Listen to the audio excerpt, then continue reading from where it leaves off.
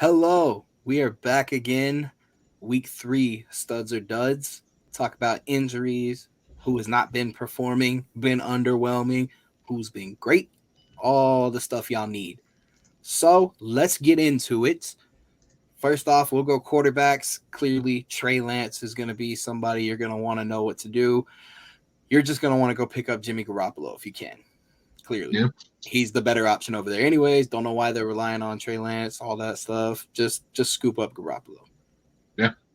Another option to be rostered that is only picked up in 20% of leagues is Carson Wentz, who has continued to show strong performances through 2 weeks of the season. So if you're in a struggle because you took Trey Lance and your name's Quinn and you thought it'd be a great idea to take a limb out on somebody, or if you're just for whatever reason somebody who drafted a rookie quarterback playing for the first time in the NFL, they got hurt. You can pick up somebody who has been showing you that they're going to continue to do so through 2 weeks of the season with a lot of weapons and a decent offense. Yes, I was going to say Carson Wentz as well should definitely be rostered by now. He's shown that he is going to be a force to be reckoned with. Over. I don't have to go with the guy in Detroit, Jared Goff. He's been showing up a little bit. I know it's the Lions, so we take it with a grain of salt, but he's been consistent with his weapons that he has over there. His receiver, Amar St. Rod, looks like probably the best one right now. What? Amon-Ra St. Brown? Yeah. That guy, I've been calling MBS Michael Scranton shit. Yeah, I'd be butchering their names. They had 5 last names. That's their fault. That's true. He's only in 24% of Yahoo leagues and 7% of ESPN leagues. So I think he's a one if Carson Wentz and them are taken up. Yeah. I got a question for y'all. I got a question like, do you have faith in this quarterback, Tua Tagovailoa? That's somebody that you would start as your fantasy quarterback. The way things are going, I think I would. I mean, 13 points week 1, 42 week 2. Yeah. So I guess the only question really is inconsistency, or I think going up against that Baltimore defense and doing what he did, I think that should be your okay with it, because that Baltimore defense is nasty. Even though what they did was a shootout, but I think I'm going to trust him. I'm not playing him this week against Buffalo, but certainly in future weeks, I'm 100% comfortable playing Tua Tagovailoa as my QB1. I will say this: if it turns out Tyreek Hill was right saying that Tua is the most accurate quarterback in the league, I'm going to throw the biggest bitch fit in the entire world, because that was just some bullshit foreshadowing that he got lucky on. But yeah, so yeah, Tua, I think I'd be okay playing right now. What do you think about Kirk Cousins? I don't care. I have Josh Allen. Okay, fair. But if you didn't, you had Trey Lance. No way I would go with Kirk Cousins. Kirk Cousins does Kirk Cousins things, as we saw on this last game. Yeah. He has great games, and then he has these games where he gets 100 yards and throws interceptions, and that's the Kirk Cousins we know of. Do you feel comfortable starting Jalen Hurts? Oh, yeah. Yeah. Of course, yes. Yeah, I don't feel comfortable putting him in any of my parlays for over 1.5 passing touchdowns anymore, but I certainly feel comfortable starting him as my fantasy quarterback. Yeah, definitely. Josh Allen, Patrick Mahomes, obviously. What about – I'm seeing a lot of people pick up Zach Wilson because he's projected to come back for week 4. I think Joe Flacco keeps the job for a little bit. I do too. I think if he has one good week with Corey Davis over there, I think he keeps the job a while. Yeah. I agree. What about – here's a name that I keep hearing a lot of for some stupid reason. Cooper Rush. There's a difference between a good fit for a football team and a good fit for a fantasy football team. Yes. Cooper Rush is not a good fit for a fantasy football team. He is a great fit for the Dallas Cowboys. And he will continue to hopefully look fantastic for them, because anytime you pay a quarterback hundred and some odd $1 million, and that quarterback fails on a team that you don't like, that's just a good thing overall for you morally. But no, I'm not putting Cooper Rush on any team. The super flex, double dynasty deep ass team for some reason. So let's say perhaps Justin Herbert doesn't play this week. Do you start Chase Daniel? I think you could. I think he's one of the best backups in the league, experience wise. He can sling it. I will say this week, if I had to, might be okay starting Davis Mills. Playing the Bears. Think it could honestly work out in my favor. The Bears defense is ranked last in run game, and they're not the greatest when it comes to the pass game either. So yeah. Okay. Well, I think we got all the quarterbacks out of the way. Let's talk about running back, shall we? Yeah, go for it. I'm assuming Austin Eckler with Herbert being out is a must play, like by all means. Even against Jacksonville, who has a stout running defense, I feel like that's the most obvious play this week over everybody else. Do you have any worry whatsoever about Jonathan Taylor? No, not at all. Okay. And I feel like that's how it should be. But let's talk about another running back who seems to be somebody who's on the move a lot recently. Derrick Henry. Do you have any worry for Derrick Henry?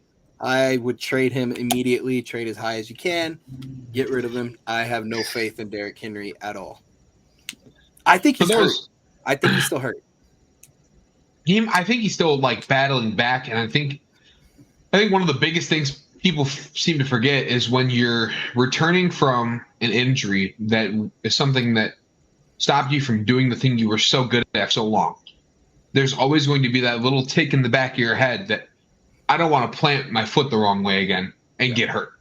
And I feel like that's what's wrong with Derrick Henry right now. I don't think he's actually still injured. I feel like the doctors are like, hey, you're fine, dog. We have no idea why you're running the way you are. Yeah. But go ahead. Another thing, too, is I think we have to remember that offense took a big hit when they traded their receiver. Yeah. I mean, let's be honest. Robert Woods hasn't been the greatest, and Ryan Tannehill is Ryan Tannehill, and you took his greatest weapon away. Now you're relying on Derrick Henry a lot more. Yeah. And, I mean, I think it plays into what you said, too, though, Calvin. He's in his head a lot. He's relied on too much right now, and they're going to have to figure something out when it comes to him for sure. Yeah. Personally speaking, and for the people that are watching this video, you have to realize you are listening to a Texans fan and a Texans fan, so they might not think highly of Tennessee Titans running back. But all things put aside, I feel like if you are in a spot where you have a chance to win a league, whether it's keeper league, whether it is a redraft league, whatever the case may be, you can trade depth to get Derrick Henry. Yeah. Especially if it's a position you're deep at. If it's a running back, you can trade a running back that you drafted in the 5th and the 9th round for Derrick Henry.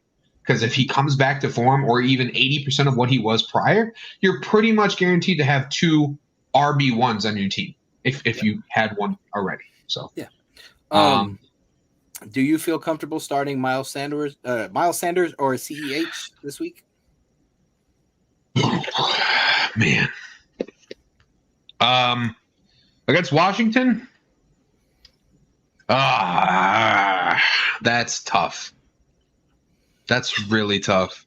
I think Miles Sanders is a safe play. I mean, I think CEH is also, he's playing the Colts, and that Matt Ryan looks like a shell of himself over there. So that defense is going to be out there a lot. And he looks like he's one of my, especially in PPR league right now. This CEH looks totally different than last year. Yeah. And Patrick Mahomes is using him a little differently this year, it seems. It kind of reminds me of how like Aaron Rodgers uses his running backs a little bit. And so, I mean, I'd play both of them. That Commander team is 50-50 on sometimes. I would play Miles Sanders because, I mean, DeAndre Swift showed that you can snap up bigger, decent runs on them literally last week. So Miles Sanders would be a safe play for me. CEH is like the only thing I can compare him to is Call of Duty timing. If you don't know what that means, it means when you don't play him, he blows up. But when you do play him, he does literally next to nothing. And that's how I feel about CEH. Let's say CEH has one more good week. Are you comfortable with starting him from then on out? Man, I feel like at that point you have to start trusting the numbers, and you have to. But, like, I mean, 22 week 1, 16 week 2. Yeah. I mean, if he has over 10, then I'm starting him in my flex for sure. Yeah. But if I have 2 better running backs or somebody who's scoring consistently every single week, then I'm 100% playing them over him. Yeah. Another big name I want to bring up, actually a couple, Dalvin Cook. Yeah. A whole 17 rushing yards week 2. Yeah. He's amounted for 20 fantasy points so far this season. There's a little worry there, I think. Yep. There's a little worry there. I don't think you cash in and trade him yet. I think you stash still. He's not worth trading off yet. I think you give it a week or 2 more. I think you wait for him to have a good week. I think you hope he has a good week, and then you trade him. Okay. Christian McCaffrey.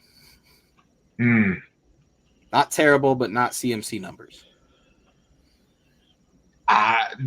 Take what I said about Derrick Henry and copy and paste it here. Okay. Like, I feel like he's in his head, man. He gets hurt every year, and I feel like he's trying not to, so he's not playing to his full extent. Not so much a like, hey, I'm afraid of getting hurt thing, but more of like if I play smarter and I help my team be more successful without throwing my body on the line, then maybe I can play long. Yeah. So, last big name, Alvin Kamara. Yeah. He didn't play last week. He was hurt. Man, Nick? Man, it's a lot because his quarterback's injured. Also, I mean, they did play a good game against Tampa Bay, I guess, as best as they could, banged up. Yeah. I think where you drafted him at, I feel like you have to play him if he's playing. Yeah. I mean, Mark Ingram had a pretty good game as a flex, but I do think for where you had him at, it's okay to risk it a bit and see what happens. Because, I mean, worst comes to worst, Winston gets hurt, you got Taysom Hill over there, they're going to throw in. And yeah. I feel like, man, like Tony Jones didn't do great last week. Mark Ingram didn't do great last week.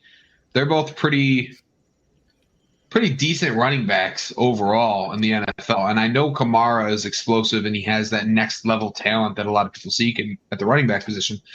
I just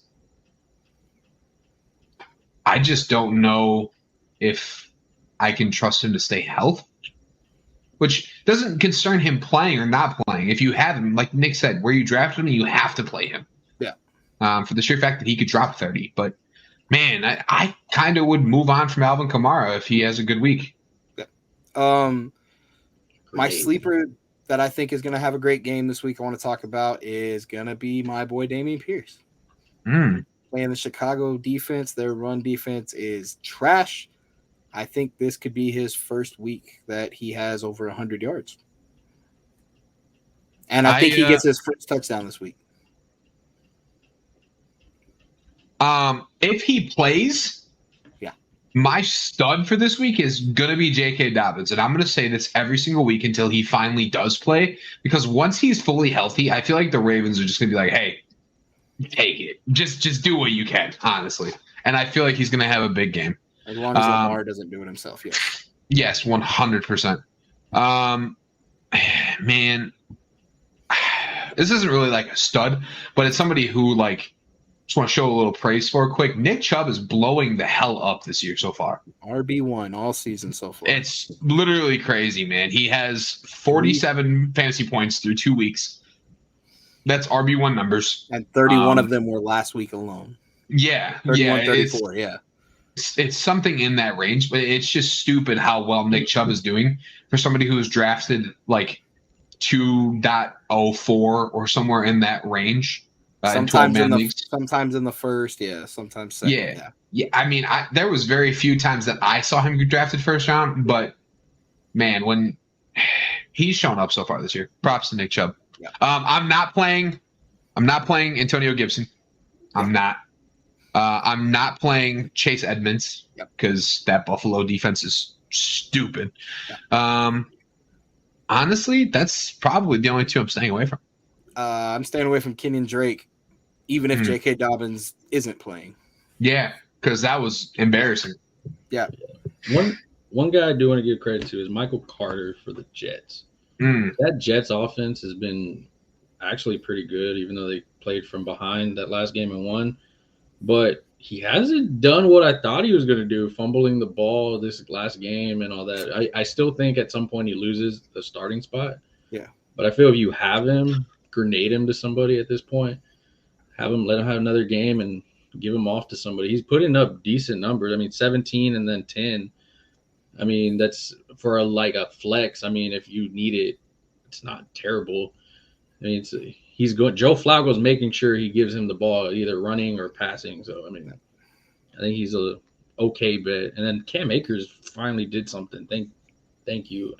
Yeah. If you have Cam Akers like me, sadly, then he gave you some points. Oh, the other running back that you have to play, even I think this is an obvious statement, is DeAndre Swift. Dude, even if he has like a lingering injury, is blowing the hell up this year for some reason. If you can trade for him for cheap, do it. Yeah. Wide receivers. This week, clearly, you're not playing Mike Evans. He's suspended for bodying Lattimore, which was hilarious. Or assaulting Lattimore, just so we're clear. And I'm glad he's suspended, as he should be. Terrible. Yeah, for bodying Lattimore. Anyways, so I think it's safe to say you could start Rashad Pearman. I said it last week, with Godwin and Julio not playing, Rashad Pearman could possibly be paid, and he scored a gigantic touchdown. Yeah. I think Rashad Pearman is going to be a sleeper this week. Godwin's still probably not going to play yet, and Julio Jones, who the fuck knows? He's always hurt. Mike Evans not there. I think it's going to be a big day for Rashad Pearman and possibly Scotty Miller. Somebody who, because we said it, I think, either last episode or the episode prior, but we all agreed that rookie wide receivers are something that we usually shy away from their first year. Drake London is balling. Yeah. Wide receiver 14 on the year in PPR leagues. Took away most of Kyle Pitts' production and just absorbed it all. Crazy. So, Drake London's a must play, in my opinion. Yeah. Ironically, I think it's time that we can all agree it's time to stay away from DK Metcalf, because 7 points per game is not doing it. It's time to stay away from him. Not really his fault, more of the quarterback issues. You can play Tyler Lockett, clearly. But DK, he's just not clicking over there. I think he should have tried to get out of Seattle, like I said, but So, my question at wide receiver for you guys: how do you feel about Amari Cooper? I stay away from Amari Cooper. I mean, 4 points week 1, 26 week 2. Yeah, so I already don't trust it. It feels like younger Mike Evans numbers to me, if that makes any sense. Like Mike's big problem was that he was inconsistent week to week. Mike's big problem to begin with was he was inconsistent, but that had to do with his quarterback issues. True. More than anything. And I feel like Jacoby Brissett is still a baller, but I was going to say, with Jacoby Brissett being over there, it's going to be this guy this week. It's going to be this guy this week. First week, it was Kareem Hunt. This week, it was Nick Chubb and also, Amari Cooper. But that's also Kareem Hunt could have a great week this week, and then anybody else over there could. I think it's one of those things where whoever Jacoby Brissett is cool with that week is going to be the number one over there. What do y'all think of CeeDee Lamb? I mean, 15 points for Cooper Rush. I feel like you kind of have to play him where you drafted him. You have to play him, but I also think if you can get him for cheap, go for it. But if you can trade him for high and you're okay with it, then also go for it. Or if you, for whatever reason, seem to think he has no value, you're an idiot. But at the same time, you have to play him. Like he has the talent to be a wide receiver 1 on any given week. And by the way, he had 5 points week 1 with Dak Prescott. He had 16 week 2 with Cooper Rush. He is the wide receiver 1 over there. Yes. Right, and Cooper Rush is trading him as such. So I'm playing CeeDee Lamb. I'm trading for CeeDee Lamb. I'll give up a lot of people for CeeDee Lamb. What about Brandon Cooks? I think he has a big week this week. We'll see. With the Bears defense over there, I think it could be okay. But the way it's looking right now, it might be time to look elsewhere. Just stash him, maybe, but until my Houston Texans get it together. That's honestly the same way I'm feeling about Adam Thielen. Oh yeah, both of them. Adam Thielen, both wide receiver ones a few years ago. Mm-hmm. Solid wide receiver twos for the past couple years, and but just now both seem to not be involved in the offense at all. Now they're low flex plays. What? Yeah. Speaking of guys that are kind of out of nowhere, what about Noah Brown from the Cowboys? Put up 11.8 and 20 points. Cooper said that's his guy as a second one. I mean, there's a lot of guys that are doing kind of stuff. You have Gabriel Davis that's still injured. Keenan Allen's still injured. You have some receivers, like you said, DK and them that aren't producing. Are you willing to grab? I mean, you could even grab him as a bench stash for now. I don't know if I trust him the week third, but if this guy puts up at least 10 to 15 for the third week, I mean, the consistency is there. I'm 100% stashing him if he's available. Yeah, me too. Especially in dynasty leagues, because I mean, if I'm not mistaken, he's only 23. Yeah, 15% rostered in Yahoo because I just scooped him up. Yeah, not surprised. You're welcome. So another one is a Greg Dortch, though. I feel like he's really eating over there in Arizona until DeAndre comes back. Yeah, and so, I mean, I have him in one league until DeAndre comes back. So, Devontae Smith. He's gonna get work. He's gonna eat over there, but it's definitely going to be AJ Brown's team for right now. I think you have him. You can play him. It's fine. Okay. Fair enough. Yeah. Michael Shout Thomas. out to Amon-Ra St. Brown. Sorry, real quick. Shout out to Amon-Ra St. Brown. Yeah. Somebody I was very high on pre-draft this year. Very third overall right now. Didn't get him in a single league. Very upset about it. The Cup for this year so far. Yeah. Balling. Michael Thomas. Clearly, you can play Michael Thomas. He's shown that he is still here to ball and still here to go. Real quick. Are you playing Tyreek this week? You kind of have to. I know you. Okay, so Tyreek, I don't have Tyreek in a single league. Would you rather play Tyreek versus the Bills, or would you rather play DJ Moore versus the Saints? If those were your two options, right? You have DJ Moore on the bench. Would you rather play Tyreek against Buffalo or DJ Moore against Nola? I'd rather play Tyreek against Buffalo because at least I know he's going to get something. DJ Moore ain't done shit all season. Okay, fair. Yeah. I think with Tyreek's speed and what Tua is actually doing, he has a chance to make at least a quality amount of points for you. Whereas DJ Moore with Baker Mayfield, they haven't been bad, but they haven't been legit either. Where I'm like, oh yeah, I trust them. I'm playing Tyreek and Jalen Waddle over anybody on Carolina right now. Maybe DJ was a bad example. Yes. Sorry. What about and I think you know what I'm getting at. Would you rather play a top end wide receiver against the best defense in the NFL currently, or a guy who's not nearly as high on the list talent wise, but he has a good matchup? Yes. Like a Curtis Samuel. Deontay Johnson. That's a great example. No, because Deontay's been getting looks. I'll give you the best example. Would you rather play Tyreek against the Bills, or would you rather play Sterling Shepard against the Cowboys? I'm playing Tyreek Hill against the Bills. Well, Sterling Shepard's the wide receiver 1 in Chicago at the moment, and he's playing the Cowboys. So Chicago? New York. You know what I meant. Shut the fuck up. Yep, that's okay. Yeah. Anyways. Yeah, let's Yeah. They're both Sterling Shepard's gonna have the same amount of shit as fucking Tyreek the way shit's going at the moment, so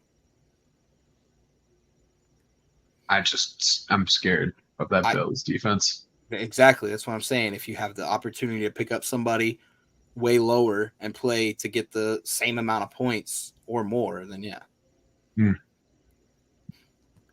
Okay, let's talk tight ends, shall we? What the hell's going on with Kyle Pitts? Don't care. I do care. Fuck, I have Kyle Pitts in the league. I think you said it is. Drake London, man. That's what's going on. Does Mariota just not trust him, or like it's hard for me to just like look at it and say, yeah, it's Drake London. Like it's not just Drake London. Yeah, I know. I don't know, man. He had moments like this though last year where he was MIA for a few games and he had a big one, then he went MIA again. I mean, it's kind of weird because it's that tight end spot. I feel like unless you have Travis Kelce or Mark Andrews, I feel like you're always like worried about that tight end spot. Like, oh man, what's gonna happen? And he's one of them. I mean, he's that guy that if Mariota ends up feeding him one game, he's gonna blow up. But I think him feeding Cordell Patterson and feeding Drake London, I think it's eating away a lot at him. Yes. It's scary, I'd say, as somebody with the amount of leagues that I'm in who's drafted Kyle Pitts at the end of the 3rd round, beginning of the 4th round, or somewhere in that vicinity, because you're passing up on wide receiver 2s for a tight end 1 who has produced a total of 7.9 points through 2 weeks of the season. Yeah. So the question, I guess, is, are you trading Kyle Pitts? I've been trying to trade Kyle Pitts since I drafted him. Fair enough. Yeah. I will say he has more value than Cole Kmet, though, at this point. Like, if you watch the games, Cole Kmet is out there. Like, he's non-existent right now. They don't even look at him. Like, at least Kyle Pitts, they try to attempt balls at him and everything. Like, but I think you just – I mean, if I had him, I'd probably trade him. And if I can, I'd just hold him and try to pick somebody up on the waiver wire that can at least – I mean, there's some guys out there that are actually doing really good that are available in a ton of leagues for some reason. Yeah. Hayden Hurst is being more solid than Kyle Pitts at the moment. Shout out to Gerald Everett, which Nick called week 1 of our fantasy lives. Would you rather play Kyle Pitts or Dawson Knox? Dawson Knox. Knox. For whatever reason, dude. Oh, yeah. It's not even actually for whatever reason. Like, he's talented. Josh and him seem to have a love connection. It hasn't shown obviously so far this year, him being tight end 25, but I would still feel more comfortable playing Knox than I would Pitts right now. As long as he's not hurt like he is today with being questionable with a foot injury. Yeah. Right. I just dropped Austin Hooper right now when I picked up Brown because I have no faith in the Titans anything over there right now. I'll say that the Titans should be using Austin Hooper more, and that would probably open up the run game a lot for Derrick Henry. But I'm just not sure if Vraves down there actually knows that the Titans are in trouble. I wonder if he just thinks that this is like, growing pains of the beginning of the season. Sounds like Grable. Yeah. Yeah, I don't know. You got Travis Kelce. You're playing Travis Kelce. He had a not so great game this past week, but it's fine. Still had 10 points. Yeah, it is. Pat Fryermuth, baby. Yeah. What's up, Pat Fryermuth? Irv Smith. I mean, there's 3 guys I trust more than him, but he didn't put the parlay in. Remember? Oh yeah. What about my boy Logan Thomas that I've been preaching on? Yeah, tight end 9. Yep. Yeah, I feel comfortable starting Logan Thomas now. He's not the guy he was prior, but he's still putting up top 10 tight end numbers. Do you start George Kittle this week if he's healthy? God, dude, I need George Kittle to come back so badly. Yes. In so many leagues. Mm-hmm. And yes, I start him because him and Jimmy are like this, man. Like, they're there. Yeah, I'm 100% starting George Kittle as soon as he gets back. You start Darren Waller?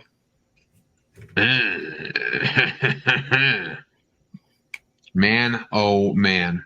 Do I start Darren Waller? I mean, he's tight end 3. Yeah. You start Darren Waller. It's just you don't know. You have to start him. It's just you got to know what's going on over there with the committee of whoever's going to be the one having the points this week. Yep. Yeah, you just don't know what you're going to get from him. So that's the only downfall. Yeah, just like Zach Ertz, same kind of thing. Oh, that Cardinals offense is weird. Yeah. Go ahead. Sleepers though for tight ends that I'm very confident in. Not Zay Jones confident because that was a fluke, but yeah, these two have proven themselves outside of Logan Thomas, and I've been watching them. And I would say Tyler Conklin from the Jets, security blanket for Flacco. He even said the damn shit on the media. He's like, "That's my security blanket. I love that guy," and this and that. Yeah. And then Evan Ingram with Sunshine over there. He led the team last week in receptions.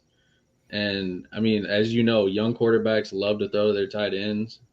And he's looking like – I'm not saying now go and trade for these guys, but if they're available, which most of them are. I think Tyler Conklin's available. He's only in 4% of Yahoo leagues and 2% of ESPN leagues.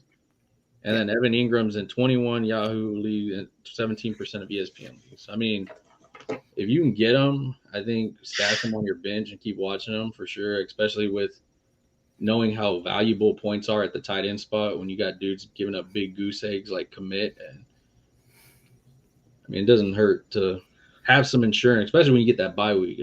Yeah. I just want to say that the Chicago Bears are misusing Cole Kmet so badly, and it's frustrating as hell. I dropped him. So. Real quick, one name I want to throw out. How do you guys feel about Taysom Hill? I think he's probably going to be a pretty good quarterback. Yeah, Taysom Hill, I can't call him a tight end. That's just what he is on their depth chart. He's a utility And he's the second tight end, but also, like, I feel like he's going to get the start at QB for half the snaps because Winston isn't fully healthy. Yeah. So if you can start a quarterback at your tight end spot, that's kind of a cheeky way to get a lot of points if it works. This is probably going to be the last time I bring him up for a while. TJ Hockenson. How do you feel about him?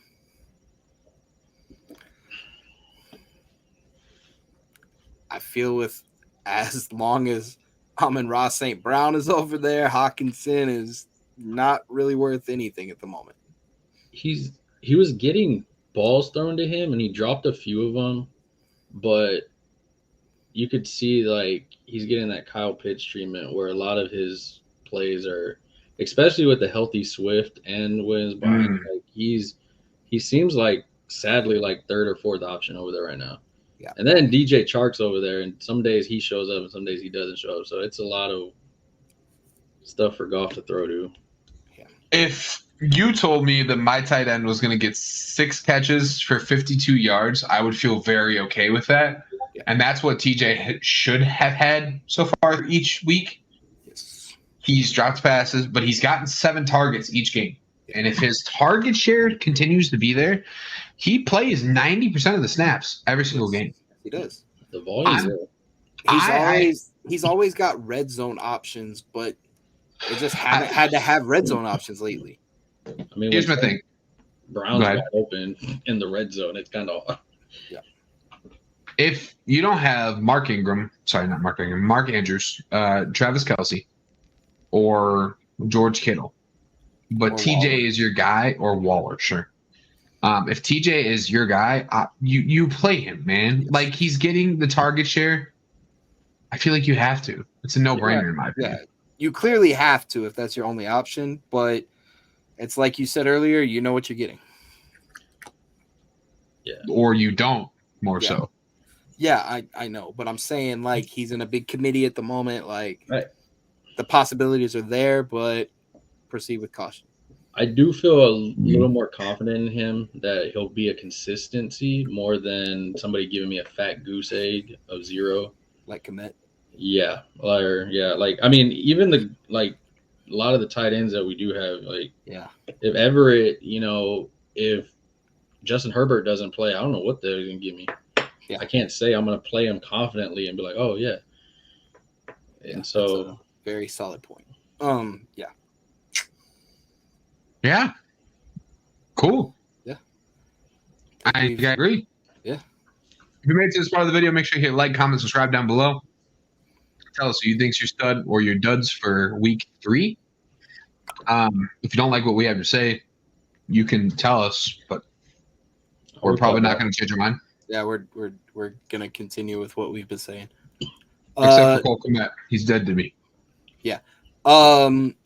We will be here every Sunday morning to help you with your fantasy advice live.